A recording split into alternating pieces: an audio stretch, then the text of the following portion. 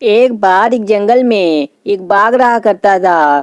وہ بہت ہی خطرناک تھا اور وہ جنگل پر راج کیا کرتا تھا۔ وہ ہر روز جنگل کے جانوروں کو پکڑتا اور انہیں مار کر کھا جایا کرتا، اور اس نے کچھ جانوروں کو جنگل میں قید کر کے بھی رکھا ہوا تھا۔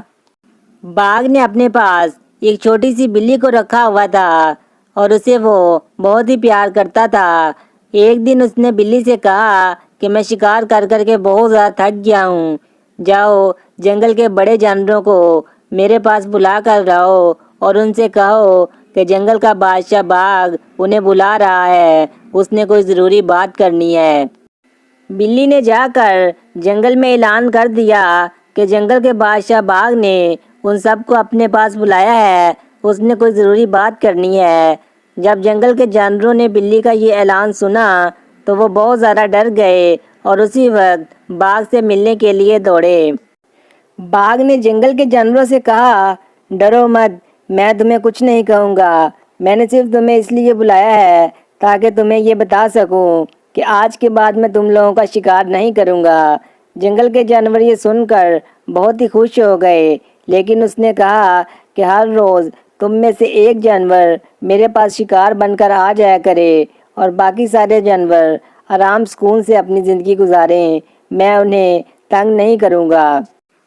جانوروں نے سوچا کہ باغ کے ہاتھوں ہر روز ڈر ڈر کے مرنے سے بہتر ہے کہ ہم لوگوں میں سے ایک جانور باغ کے سامنے پیش ہو جایا کرے تاکہ باقی جانور آرام سکون سے اپنی زندگی بسر کر سکیں۔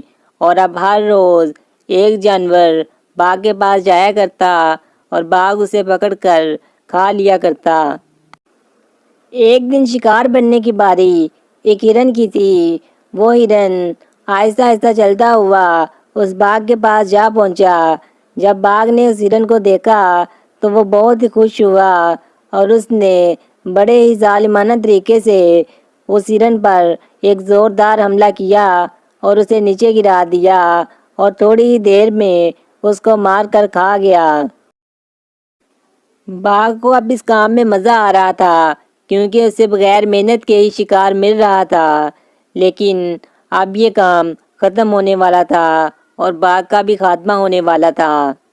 ایک دن ایک گھوڑا اس جنگل میں سیر کے لیے آیا تو اس نے دیکھا کہ ایک بھینس بہت ہی مایوسی کے ساتھ جنگل میں سے چلتی ہوئی جا رہی تھی۔ اس نے بھینس کو روکا اور اس سے پوچھا کہ کیا ہوا، تم اتنی مایوس کیوں ہو؟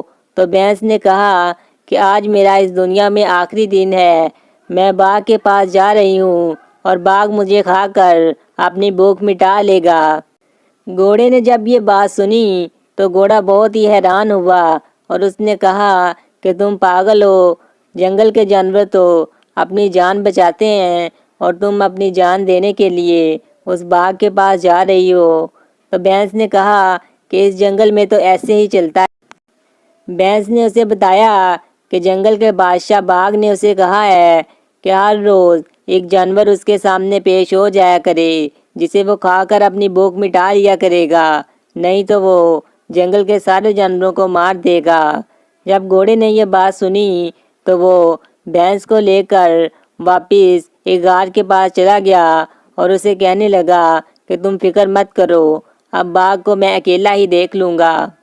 گھوڑے نے بھینس سے اس باغ کے گھر کا رستہ پوچھا اور اس کی تلاش میں نکل گیا اور تھوڑی ہی دیر میں اس کے گھر جا پہنچا اور اس نے باغ سے کہا کہ اے بادشاہ، آپ کو معلوم ہے کہ آج جو شکار آپ کے پاس آنے والا تھا اسے ایک شیر کے چھوٹے سے بچے نے مار کر کھا دیا ہے، اب آپ کیا کھائیں گے؟ یہ تو بہت ہی بڑی گستاخی ہو گئی ہے۔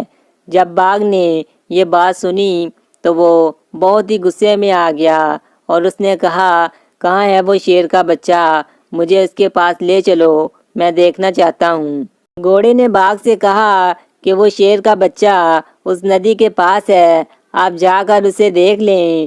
باغ کو اس ندی کے پاس بھیجنے کے بعد وہ گھوڑا جنگل کے دوسری طرف چلا گیا جہاں پر ایک بہت ہی بڑا اور خطرناک شیر رہا کرتا تھا۔ اس شیر کے پاس جا کر اس گھوڑے نے کہا کہ اے بادشاہ، آپ کو پتہ ہے آپ کے بچے کو آج دوسرے جنگل کا ایک باغ مار کر کھانے والا ہے، اگر آپ اسے زندہ دیکھنا چاہتے ہیں تو ابھی اس ندی کے پاس چلے جائیں۔ شیر نے جیسے ہی یہ بات سنی وہ بھاگتا ہوا اس ندی کے پاس جا پہنچا اور اس نے دیکھا کہ باغ بھی وہاں پر موجود ہے اور اس کا ایک چھوٹا بچہ بھی موجود ہے۔ اس نے جب باغ کو دیکھا تو اس نے کہا کہ تم میرے بچے کو کیوں مارنا چاہتے ہو؟ تو باغ نے کہا اس نے میرے شکار کو کھایا ہے اور میں اسے مار دوں گا۔